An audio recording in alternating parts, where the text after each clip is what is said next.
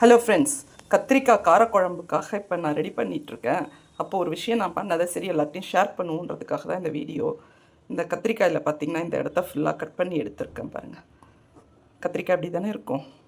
ஏன்னாக்கா ஒரு காய்கறிக்கு ஒரு நச்சுத்தன்மை உண்டுன்னுவாங்க.